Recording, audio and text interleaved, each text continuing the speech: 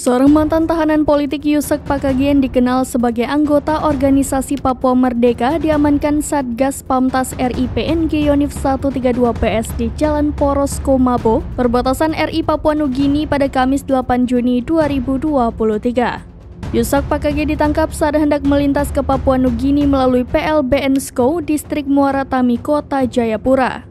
Ia dicurigai merupakan salah satu OPM yang masih aktif melakukan propaganda melalui media sosial.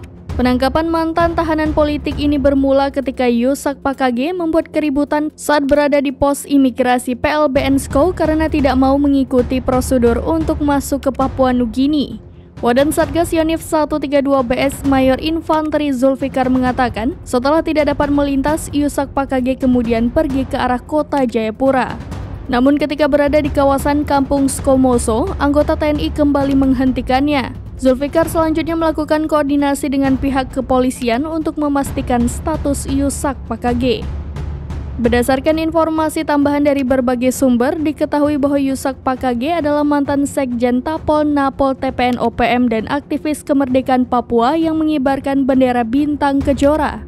Selain itu, Yusak Pakage diketahui merupakan anggota OPM aktif yang mendeklarasikan perundingan kemerdekaan Papua kepada Presiden Republik Indonesia Joko Widodo melalui tayangan video yang dipublikasikan melalui salah satu media sosial pada tanggal 18 April 2023 lalu.